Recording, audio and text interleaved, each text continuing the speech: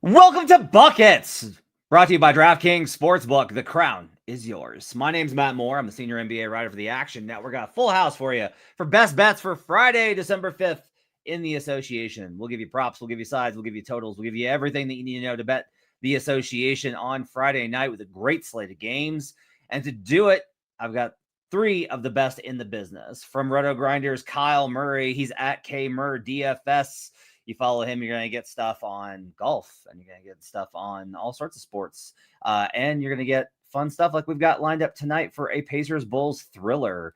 Joining us from New York, Bryan Fonseca at Bryan Fonseca NY. He's on YouTube at Bryan Fonseca. Follow him for combat sports. Follow him for FIBA. I'm trying to think of like the most obscure basketball league in the world. Haven't done much of that lately, although the Puerto Rican national team did piss me off by losing to Jamaica twice at home. There we go. Also joining us from Orlando, Brandon Kravitz. He's pre and post game for the Orlando Magic. You can catch him on the Favorites podcast at Brandon Kravitz at BK Picks in the Action Network app. Speaking of, make sure to download the award-winning Action Network app. The best way for you to track your picks. You get up to second information where the bets and money are coming in on. If you sign up for Action Pro, you're going to get cool stuff like Sean Kerner's props when they hit before they get absolutely nuked into the sun. You'll get Nick Giffin's stuff. You'll get Brandon Anderson's stuff. You'll get all sorts of great stuff, but you got to sign up for Action Pro in the app. If you're watching at youtube.com/the Action Network, thanks for joining us. If you pop your best bets into the chat, we'll hit them an open run at the end of the show. Okay. Lakers get the win tonight. We'll do this. We do want to talk about this real quickly. Lakers get the win tonight, 123-120, thanks to LeBron James, who passed up an opportunity for going for his streak to stay alive. The streak is finally over. LeBron James did not score 10 points in a basketball game, in an NBA basketball game, for the first time. I looked this up since 1947. So it's been a minute since LeBron James did not score double-digit points in a game. Instead, he passed to Rui Hachimura for a corner three-pointer. Brandon Kravitz, your reaction? Sort of ironic that LeBron James, who has been chasing the ghost of Michael Jordan for the entirety of his career, shot 23% from the field tonight. Just want to shout that out. Apparently he's not the selfish prick that he's been made out to be. He had an opportunity to not just keep the streak alive, but to hit a game winner while doing it. And instead he passes to the corner to Rui Hachimura, the right basketball play. Rui knocks down the shot, and that's how LeBron's streak ends. It's admirable. And for all the people out there, and there are plenty of them that hate on the King, you got to give him his due. It's an incredible streak. It should not be forced to continue. I thought what happened the other night was laughable, that he was still in the game when he didn't need to be. They're getting blasted by the Suns, and he forced his way to 10 points. I thought that was an embarrassment. What he did tonight, opposite end of the spectrum, I respect it. 8 points, only one offensive rebound, 81 for Kobe in Toronto. Sorry, I'm just used to everyone bombing the feed with obscure made up nonsense about numerology when related to the late Kobe Bryant. Bryan Fonseca, I'm always of the opinion that with greats like LeBron, it's always consistency is the problem, right? Like as you get older, it's harder to be consistent. How many more games this season do you think LeBron will play and not have 10 points? I think it happens again. Mm-hmm. I was even looking because he shot 4 for 17. I was looking to see when's the last time that happened.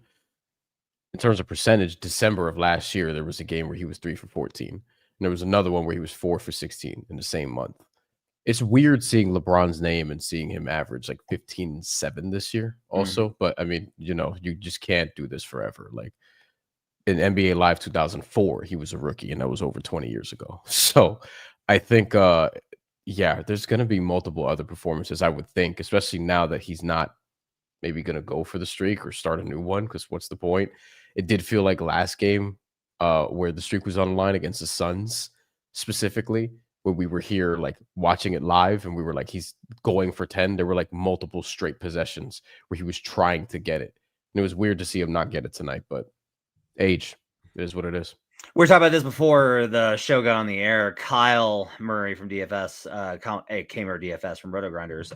Kyle, what is kind of the trend in terms of your projections? What's the market been doing with LeBron and this prop? Yeah, I mean, obviously, it kind of started off pretty bullish. I think the market kind of tries to walk people into a little bit of a trap at times. Obviously, in the big spot with LeBron like debuting, it was a pretty normal prop considering a lot of people did expect minutes limits.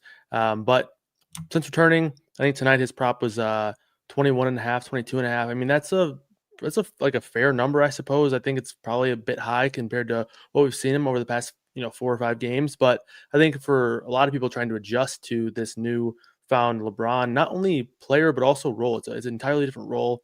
Obviously, Luka has been dominant. Austin Reeves has been incredible this year. I think he's taking on a different play style. So I think markets and projections across the industry are working to adjust to that. I was telling you guys before we went live, I've been kind of trying to give LeBron respect, looking at last year's data, kind of trying to inflect that in terms of the predictive numbers for this year. But it's getting to a point where that's probably impossible at this point, just because it's clearly not the same role, even if it isn't the same player. And I'm sure, LeBron will, shake some rust off, and we'll see him have some massive games going forward. But I think bottom line, the role is just going to be different. There's a lot of mouths to feed here. They've added, obviously, Luka post-trade deadline last year, DeAndre Ayton being involved a little bit more as well, and Austin Reeves taking a massive step forward. So I think a lot of those things coming together is just kind of a perfect storm for, looking at why some of these trends have been downward for LeBron. Okay. That'll wrap up your LeBron James's old segment on the evening. We will get to best bets on tonight's show. I'll have more on the Giannis Antetokounmpo situation on Sunday night and going into Monday on the future Jays with Joe Lara and Jim Turvey. We'll talk a little more about that and how to bet into that market, because it's a pretty fascinating one from all sides, depending on who you believe. We will do best bets in the association for Monday. We'll get into all that and break it down for you. But first, the Buckets Podcast is sponsored by DraftKings, and in partnership with DraftKings, our listeners get a great offer. Right now, new customers can bet $5 and get $200 back in bonus bets. That's right. New customers turn $5 into $200 if your bet wins, paid instantly in bonus bets. If sports betting is not yet available in your state, don't worry. You can still join in on all the fun with DraftKings Daily Fantasy Sports and have the shot to win cash prizes. To get started, use promo code BucketsNBA when signing up. Again, use code BucketsNBA when signing up with DraftKings to get on board. The crown is yours. The crown is yours. And first up on our best bets tonight is going to be, of course, the man who has bet the Charlotte Hornets as he always does, Bryan. No! What's that? It's Brandon Kravitz's music. He's stealing Bryan Fonseca's play. Brandon Kravitz, what's your 3-star bet of the night? I thought I was going to have to wrestle this away from the combat content king as Bryan Fonseca. Yet here I am on Hornets Island tonight. +8 against the Toronto Raptors. They have a big rest advantage in this one. The Hornets off on Thursday night. The Raptors going to be on the second night of a back-to-back, third game in 4 nights. Now, to be fair and transparent, Charlotte has been in these positions before. They have done nothing with it. They have not covered a spread when they've had a rest advantage this season. So just know that. But still, theoretically, an upper hand, especially in this spot. The Raptors just had one of the highest price tickets of the season. LeBron's in the house. Then you follow that up the very next night against the Charlotte Hornets. They're going to have to give tickets away to get people into this arena. This is the sleepiest of sleepy spots. LaMelo is probable. There's a chance that Brandon Miller plays, and the Raptors sliding down the hill. 0-5 against the spread in their last 5. It's gross, but this is what we do, and I already know that Bryan is going to co-sign this. Bryan? I think you may need Brandon Miller. It was a little worrisome that his shoulder, I guess, acted up again, that he's missed back-to-back games. but neither of them were part of a back-to-back. I think if he does play, that would help because he's questionable. So is Ryan Kalkbrenner, which would also help, although Moussa Diabate got the start last game. And obviously LaMelo Ball being probable is helpful. So I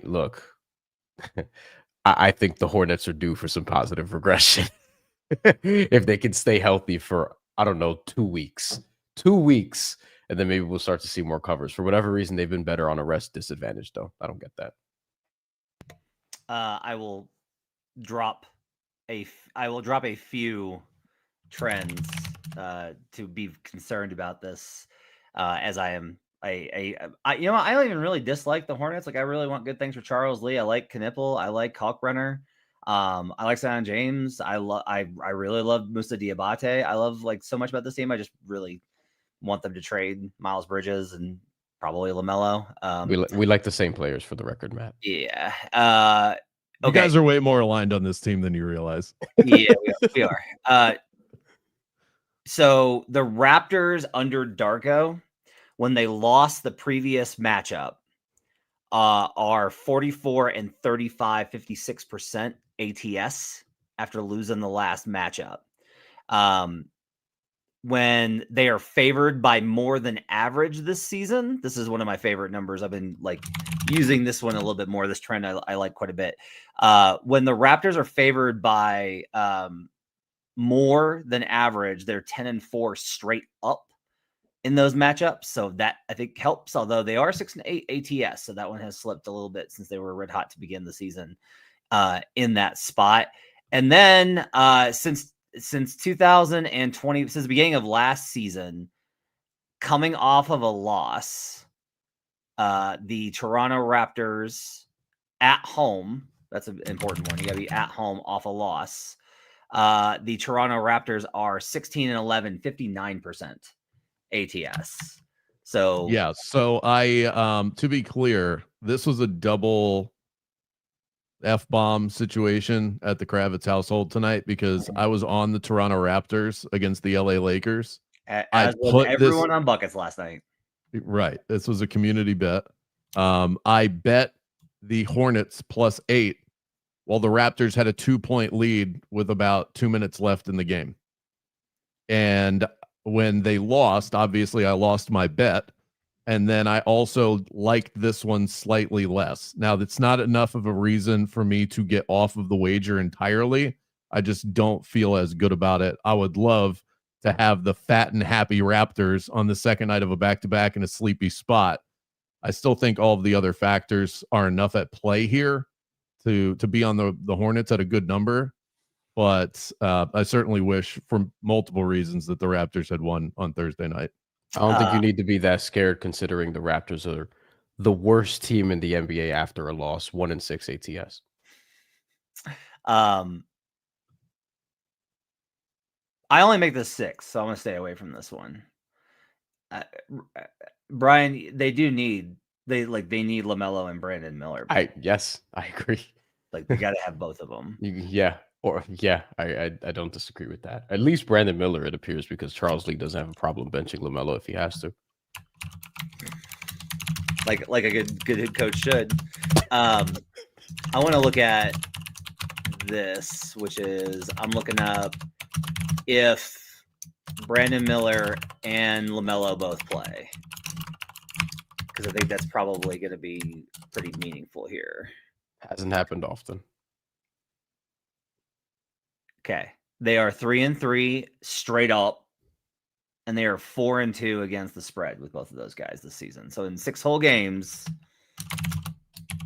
they are 4-2. As dogs in that spot, they are 3-2. So they're playing. These are the shots that you have to take, especially if you're going to place a bet the night before a game or the morning of.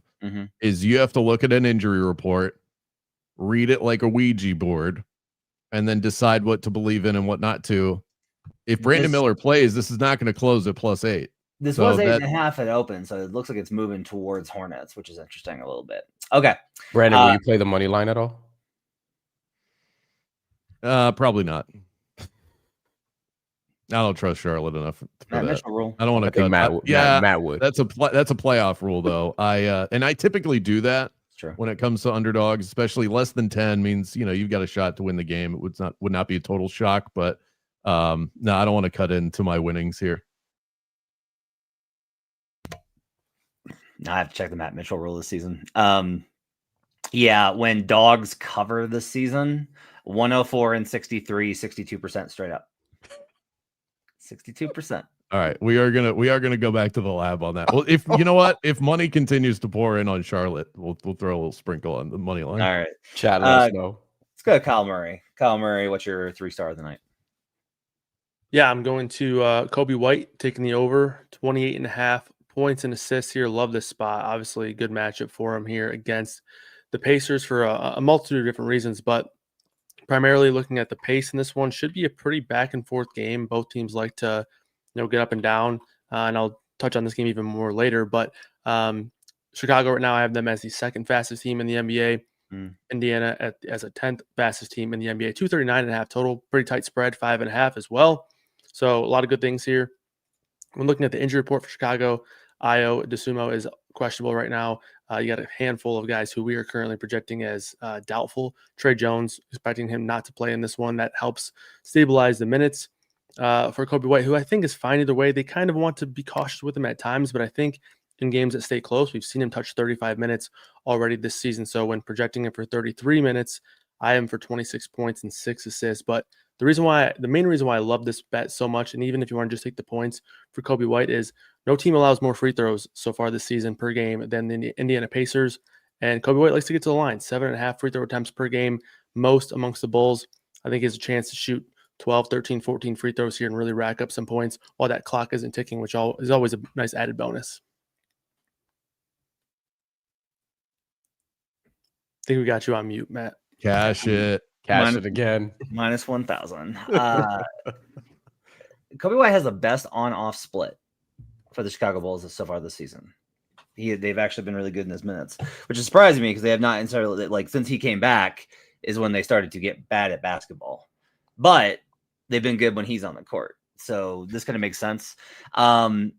Pacers defense, I don't know. I don't feel like it's a terrible matchup for him. But I also think that you're right with the pace and everything else kind of factors in here. I could see the play on Kobe White over 28.5 points and assists.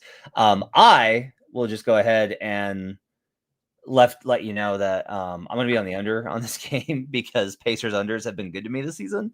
So I'm actually they have been surprisingly pretty good. And even what's funny is they were great early because the offense sucked, and then they've still been good because the defense got better when they got healthy. And so there's kind of been an angle there. We'll talk a little bit more about this game, like I said, coming up in our DraftKings parlay of the night. Let's go to Bryan Fonseca. What do you like? Jalen Tyson from the Sure. Cleveland Cavaliers, Sure. over 19.5 points plus rebounds. I had to say front of Cleveland Cavaliers because I don't know if everyone is locked in over here, but Jalen Tyson's good, legitimately good. No Jared Allen, no Larry Nance Jr. This dude has been an amazing fantasy streamer if you play fantasy basketball, and overall just a good player on a team who needs wings. He's actually been a quite serviceable wing, which reminds me of the developmental success Kenny Atkinson had when he was with the Nets. Tyson profiles as one of these guys who can pop a little bit here, and he has lately with the Cleveland Cavaliers. Since coming back into the lineup on November 21st, 14-8, 7-4, but then 15-9, 9-2, and the last three, 17-5, 27-11, and 14-7. This prop has been at 16.5 the last couple games, and since he's gone over, now it's pushed up to 19.5. But Vegas is not going to scare me off of my Jalen Tyson bet. He's been really, really good. Also has a favorable matchup here. So Jalen Tyson's been playing good. He cuts. He moves without the ball well. They like utilizing him as a corner shooter as well. He's been quite effective there, playing off of Evan Mobley, drives, playing off of Donovan Mitchell, and is running with the starters for a lot of these games and starts, and crashes the boards as well. So that's going to help, obviously, with the rebounds aspect of this. So I love the Cavs in this spot. I really like Cleveland here, but the problem is that every time that I've disliked Cleveland, they've won, and every time I've liked them, they've lost. And it's not been great betting on the Cleveland Cavaliers this season. I have not enjoyed it. Do not recommend betting on the Cavaliers. They've lost 4 of 5 straight up. It's been bad. Like, their consistency is a real problem. I loved the Blazers the other night. I thought that was a really good spot for them. I actually live bet them. I wasn't able to get it in the app, so I don't get credit for it. So never mind. But I did bet them at plus 525. Was the number on the money line on the Blazers because I had that game way closer. I like the spot for them. Tyson's interesting because it seems like they trust him an inordinate amount. Like, they really believe in him and want to develop him. Like, they are sold on the Jalen Tyson experience and have really been since preseason. They were high on him in preseason, and everything I've heard is that, like, they love him as a guy too. You always want to hear that, is like he does all the stuff that you want in the locker room and in the weight room. So that's been really big. Plus 3.0 with him on the floor this season. They're better on the court with him than without him, including the offense is 5.7 points better per 100 possessions. So Jalen Tyson over 19.5 points and rebounds for Bryan Fonseca. Okay. BK, let's go back to you. What are your 2 and 1 stars of the night? Yeah, it's not surprising that the boxing guy on the podcast has a bet with the guy with the last name Tyson. Just wanted to throw that out there. Waka.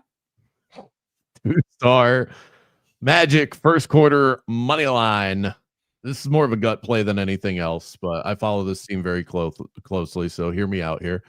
The Magic have been downright bad in first quarters for the last week. On the season, they rank about 8th in terms of scoring margin in the first quarter, but the last week it has been a real problem for them, to the point where this became the point of contention.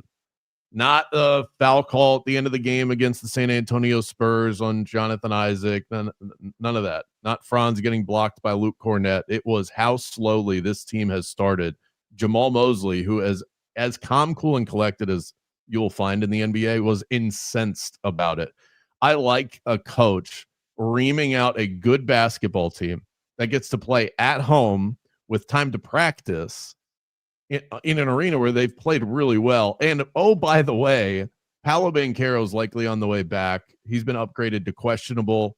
I typically, like most NBA bettors, like to fade the team with the star coming back because you have to figure out how to work all of that in. But if we're talking about just a nice boost to get off to a good start, I like the Magic to win the first quarter against the Miami Heat. And then my 1-star play is the Spurs on the money line against those Cavs that you like, Matt. The Spurs are the #1 money line underdog in the NBA this season. They're 5-2 straight up when they're listed as a dog. That's a 71% win rate, not a cover rate, a win rate as an underdog.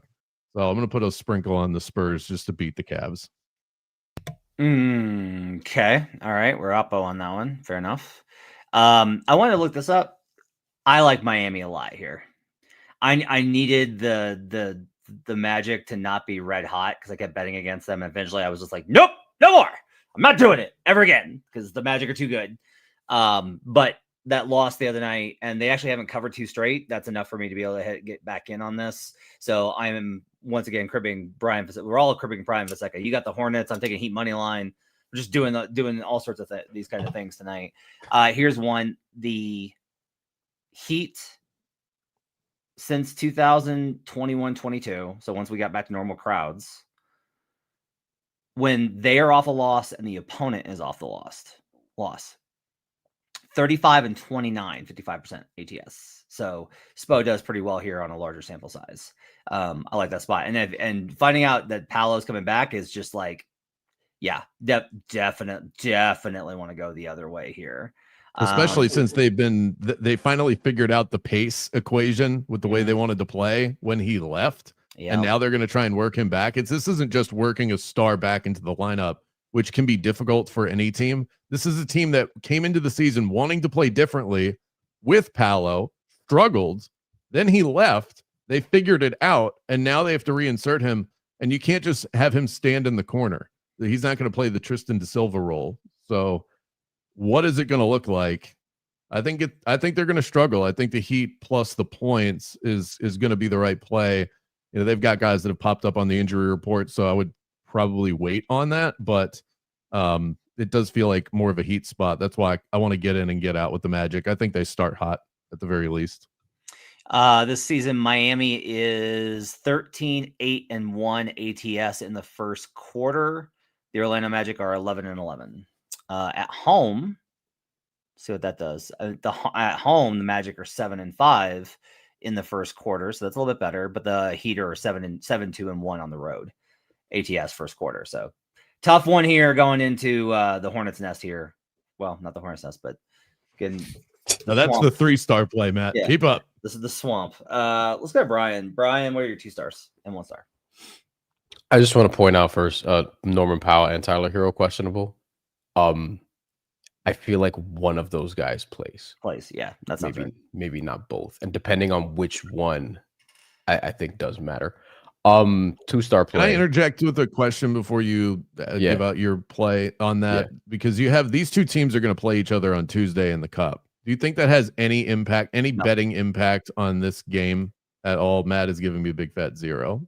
I don't think it does, but I do think like that's another reason why if I'm Miami, I don't play both Powell and Hero this game. Bryan, are you with me that I'm gonna like whoever loses on Tuesday's game? Yep. Yes, I tend to like whoever the loser is in the next game. Yep, definitely. Totally. All right, Bryan.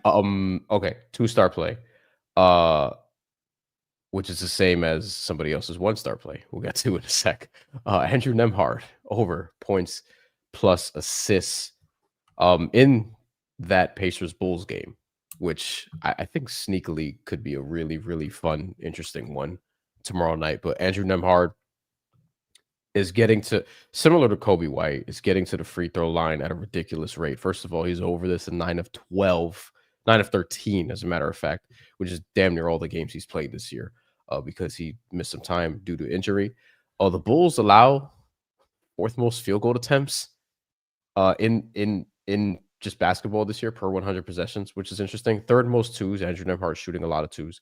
And also 3rd most points in the paint. Andrew Nembhard is getting to the rack and also getting to the line. His assist percentage is the highest by far of his career. Andrew Nembhard's is at 32.3. His free throw rate is above 40. And he's just going to be able to get to more of his shots, it feels like, in this game. He doesn't put up a ton of volume, but he has put up more because they need him to in the absence of Tyrese Halliburton. But like the points number, like the assist number, like generally how he's attacking the rim, and like the matchup a lot against Chicago, I do think, while to your point, Matt, maybe it still goes under, I do think we could get some points from the guards a little bit more specifically, because the opposing guards probably won't offer too much resistance. And then both guys can get to the free throw line at a ridiculous amount. Okay, let's pause there and let's jump to Kyle Murray's, since let's just do this together. It's easier that way. Kyle Murray's 3-star play, or 1-star play rather, is Andrew Nembhard, 22.5 PA. So Kyle. Yeah, we'll be holding hands on this one. I like this play quite a bit. I already talked about, the pace in this game, so I don't need to touch on that one too much more. But I have Nembhard projected for 18.6 points, 7.6 assists in this spot here. So the projections like him quite a bit. Again, close game with the projected spread at 5.5 in this one. So expecting 33 to 35 minutes for Nembhard, and those projections I have are even only in 33 minutes. So even on a little bit of the more conservative side there. So I think, projections really like him. Matchup's really good, all things considered. So this one's just popping pretty significantly. We did actually get the market to close while Bryan was talking about it live on DraftKings. It was at 22.5. We'll see if it moves, but hopefully we were able to get that in for the viewers here at 22.5. But yeah, I can definitely co-sign this one. Okay. Well, we will jump right back to Bryan Fonseca for his 1-star play. More of a lean, and a little bit surprised that this is going up, but I guess I'm going to fade the public here a little bit, and I haven't put it in the app yet because I want to see if this number continues to climb or settles here. But Magic versus Heat under 242.5 for mainly 2 reasons. And I'm going to wait and see what the injury report says before I do anything definitive, because this hinges on a couple of guys who are questionable them playing. Paolo Banchero, if he plays, Kravitz mentioned this, Matt mentioned this already, just what's that offense going to look like? How are they going to gel? It feels like one of the ways to fade a team who's returning a star player is an under spot, because especially someone like Paolo Banchero, who's high usage, you're trying to fit them in from what's been working. You know, there might be an adjustment period. The Heat just went through this with Tyler Hero. And speaking of the Heat, 9th in offense before Tyler Hero came back, 17th in offense in the games he's played. Their offense has not been as good, except for like this late run that they had magically against the Pistons. And there was one other game, I'm forgetting against who, where they dropped like 136 or 140 points or whatever. But for the most part, the fast pace, very fun offense is not really the same. They're still trying to figure that out with Tyler Hero, but he's questionable. So this is a lean for me now. It's more of a play if both Paolo and Tyler specifically are in there. If it's Paolo and Norm, then I'll probably back off of it, because with Norm, the offense again was 9th and the ball was popping a little bit more and guys were getting shots a little bit easier. So some trends here for the over. I like the under. I'm with you on this. After the Magic have gone under this season, their next game, they are actually 5-3 to the over in that spot.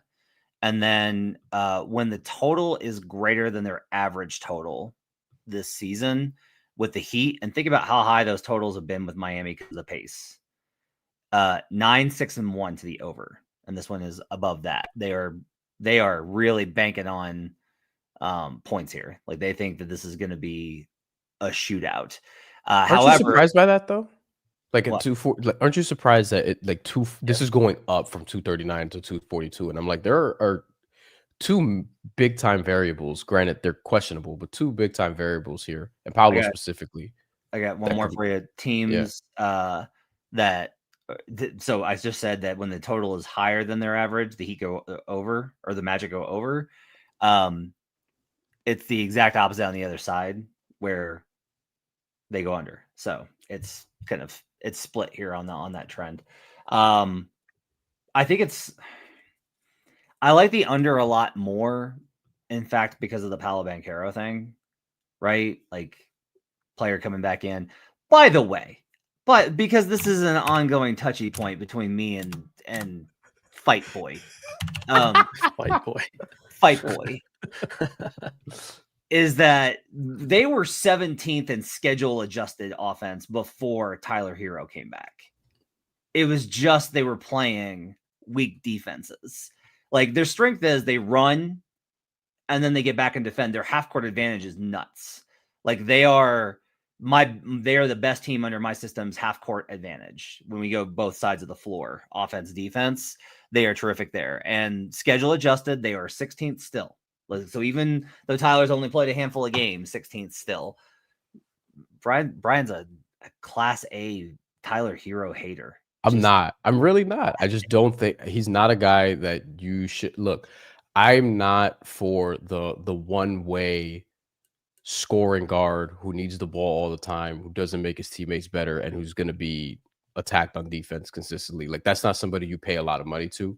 And they really believe in him, and I think it could be to their detriment depending on what the extension looks like. By the way, they have 4 games this season under 110 points, 3 of them since he got back. They played tougher opponents. BK, we also need to go ahead and put a wager on if Bryan will suddenly start hyping up Tyler Hero if in fact the Heat get into the Giannis chase. Because I imagine that's good. Like, all of a sudden he's gonna be like, no, like, he can lead your team. He's been great. He's from Wisconsin. It'd be a great pick. For sure. For sure. He'll know when the time is right to gas him up. So we're all on that. I don't know if he'll make sense for the Bucks, but I mean, our home, no one makes sense for the Bucks. They're starting over. They're losing Giannis. We're going back to Kyle for his 2-star. We are all out of order, but I really like to get the 2 when we can together. So Kyle, go ahead and give me your 2-star play tonight. Yeah, this one also moved from even the last 45 minutes or so. I had this one in our pre-show sheet. Boston -6.5. Looks like it's 7.5 now. Still fine with it here at 7.5. But obviously Lakers in the second half of a back-to-back here. I'm not expecting LeBron to play. Luka, we don't have a legit injury report on this Lakers team yet since they are on a back-to-back, but I would actually think like LeBron has a better chance to play in this one than Luka. Luka went back to Slovenia for the birth of his second kid. Reportedly. Reportedly. Like you sent a tweet about that, and I checked because it said via Lakers announcement, and I'm on the Lakers distribution list because I'm a big deal. They email me personally, Okay. and they haven't Okay. they haven't announced that. So just that the record. So I did end up going back and trying to find the original tweet that I saw. It was JJ Redick talking on the podium. And I ended up finding it. Direct quote from him on the podium today. Hope to get Luka back soon. Don't have a date or timeline. Okay. That does not sound like he's coming back for this game. sure. I'd be very surprised. I wouldn't even be all that surprised if he doesn't play on Sunday in Philly, and they just let him have the time off until the NBA Cup. So I would be pretty hard pressed to see Luka playing in this one. Obviously, he's their best player. He's going to mean a lot to the spread here. But I also think that this is a good spot for LeBron to take the night off because they play the 76ers in Philly on Sunday.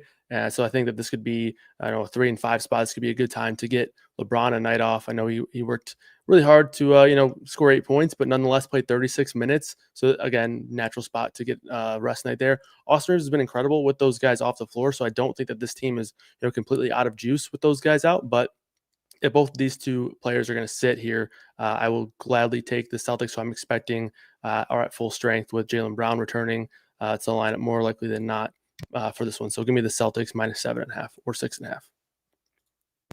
I really want Lakers here. JJ Redick is so good on the second night of back-to-backs. He's so good in these spots. The angle is, I think, wait until the absolute last second and then bet Lakers. Because to me, Kyle, this reeks of, no Luka, no LeBron, back-to-back.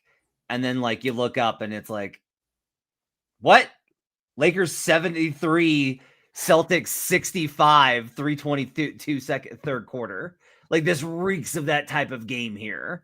I ran it with both of them out. I make it 8.69. So I need to get a 9 here, which if they're both ruled out, I will. This is definitely like we don't know who's playing. We don't know exactly what's going on. If Luka and LeBron are both ruled out, this probably goes to 9.5, maybe 10. And so like, as you're listening, if you're listening like tonight and you can still get it at 6.5 or 7, I absolutely understand getting that value because like it's a better number. However, this is the NBA and weird stuff happens. I will inevitably, sadly, be on the Lakers, and then they will just no-show this game after a dramatic win, and Kyle will cash. So one of us will be right. I will ensure that by betting on the Lakers tomorrow. Do you have the numbers on Missoula on that second night of a back-to-back? I would think he's done fairly well for himself also. Yeah, 1 second. I mean, some of that could be skewed because we're talking about a different Celtics team, but this Celtics team has been underrated in the market all year. They have been. I don't want to completely discount them. I think they've just won 8 of 10 now with the Wizards game. They just put up like 300 points against them too. To your point, listen to this, okay? 33 and 11 straight up. 27, 16 and 1 ATS on the second night of a back-to-back. 63% for Gomez. Now, that was with that Celtics team. Not okay, that makes more sense. This Celtics team. But that Celtics team would have been favored by about 15.5 in this game. So it's all relative. Yeah. And also for what's worth, Reeves in the market has a 31.5 points prop. We're getting Laravia numbers at like 11.5. The market's kind of telling us that these guys aren't going to play. So if you're saying that the line's going to move to 9.5, maybe even 10, there's a good amount of value here at this 7 or 7.5 number. I'm going to text Fiddle and ask him if we can middle this. Because that seems like not a bad idea. JJ Redick on the second half of back-to-back, 11 and 7 straight up, 11 and 7 ATS, 61% ATS. So there can only be one, and we'll see which one comes out on top tomorrow. I'll have full card in the Action Network app tomorrow breaking down what I think of these games and where I'm at on them. I can't wait for Cup play next week. I'm so excited. Before we get out of here, we have DraftKings Sportsbooks. We are going to do an official play of the night. We're going to do it on that Pacers Bulls game. So we're going to take Andrew Nembhard points and assists 20 plus. We're going to take Kobe White points and assists 30 plus. That was Kyle's 3-star. Bryan and Kyle were both on Nembhard 20 plus. That's a little bit lower. So we're doing a little bit higher on Kobe, a little bit lower on Nembhard than their over-under lines. And then we're going to take the Pacers money line because I actually make them favored in this matchup based off of how bad the Bulls have become. Indy's been really competitive. I think Indy is going to be much more competitive from here on out, but the market is still going to have, the market's in a really bad spot because it started off too high on them and then they got really hurt and they bottomed out and were one of the worst teams in the league. And that impacted their power rating and it hasn't rebounded yet. With Mathurin and Nembhard, they're just going to be pretty competitive night to night. Like you have Siakam, Nembhard, and Mathurin. Like that's 3 legitimate NBA players. Imagine if they had a center. Literally any center, Indiana. Go get one for the love of God. That combo, Nembhard, 20 plus points and assists. Kobe White, 30 plus points and assists. Pacers money line, plus 600 on DraftKings Sportsbook. The crown is yours. Couple of comments before we get out of here tonight. Have enjoyed the chat tonight. By the way, chat's been bumping. I've enjoyed that. Do It All Chris says Ingram over 9.5 RA. Cash, the revenge factor narrative is real. Thanks for the inspiration. And he's eyeing the over on Hornets Raptors. Dead legs on Toronto leads weak defensive coverage. It seems like Hornets may have more offensive flow with Melo taking a back seat. Bryan? Monitor the injury report. But I like it if Brandon Miller plays. And obviously LaMelo. That was what I was saying. Like that as well. Before we go, I do want to comment on this. Jim Turvey wants to bet on the Mavericks on the money line tomorrow versus the Oklahoma City Thunder. And I think I'm going to do it. Mavericks have won 3 straight. Now, they beat the Clippers back before they kicked Chris Paul off and decided to act like a professional team, which is just dirty. That's just like they just continued like clown shoes is that entire organization. Mm-hmm. They beat the Nuggets without 2 starters who couldn't get any sort of stops. Ryan Nembhard went off. It was a great win. And then they went into Miami and the Heat missed 26 threes. So but this is like what happens in the course of a season. And they're favored by 15.5. I still have them as double-digit dogs, as you would imagine. It's not like I'm like, oh man, lots of value here. But this seems like the exact kind of spot where OKC gets caught. Had to sneak one out again versus the Warriors the other night. Everyone's like, when are they going to lose? They're never going to lose. A Mavericks team, Anthony Davis has given them trouble in the past. So, look, it is the lightest. Like I cook, it is not a sprinkle. It is a pinch. Okay. Like you do a pinch of cinnamon. I did a pinch of nutmeg in the potato leek soup I cooked yesterday. That's how much we're betting on this. But I am going to bet the Mavericks on the money line to upset the Oklahoma City Thunder tomorrow. I threw a parlay into DK Mavericks money line and Cooper Flag to win Rookie of the Year just to see what we could get out of that because they might give him the trophy on the court. Sure. If that happens, we could cash that bet in one night. That'd be pretty good. All right. I want to let people know also in that game, Anthony Davis, who has had, as Matt mentioned, some pretty big games against OKC, including last season. PRA is 34.5. Okay. Kyle, you have that projected anywhere? The 34, the PRA for Anthony Davis, what he could get when he played them earlier this year, late October, he had 26, 11, and 3. As a matter of fact. So that will get you to 40. And even last season, he had there's a 15, 12, and 7. There's a 24, 12, and 4 there also from before. Yeah, I have him at 21.5, 11.5, and 3. So 35.5-ish. Right there. Yeah. I will say that's also, with PJ Washington back. So maybe if he sits again, that number will look better. But OKC also going to be without Caruso, Dort, Hartenstein. So at least a little bit of a softer defensive team there that he's gonna be seeing. Kyle is such a team player. No matter what dumb shit I say, Kyle is like, hey, like here's like some facts that are correlated without me actually agreeing with you. Like Kyle is a very he is not Chris Paul. He is not overly negative. I will never kick Kyle Murray off of my joke of a franchise team. Gabe says, what y'all think of Peyton Watson over 1.5 threes? So Peyton is shooting like 45% from the corners. He's been lights out. The Hawks are 1, 2, 3, 4, 5, 6, 7, 8, 9th in opponent 3-point corner rate. Now, the number one is your Denver Nuggets. And as part of my plays for tomorrow, I will be finding whoever is the best corner three shooter in terms of volume and percentage on the Atlanta Hawks. And I'll be playing the over on that because I played Max Christie last game. By the way, Max Christie is shooting 57% from the corners this season. It's nuts. I looked at that number, was like, what? And like, I you want to know how easy that bet was? I successfully laddered a prop bet. That's how easy that bet was. All right. For Kyle Murray, who tonight is on Kobe White over 28.5 PA, Boston Celtics -6.5, and Andrew Nembhard over 22.5 PA.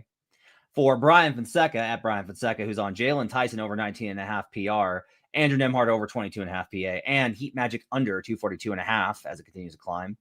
And for Brandon Kravitz at BK Picks, who's on Charlotte Hornets +8, the Orlando Magic first quarter money line, and the Spurs +170.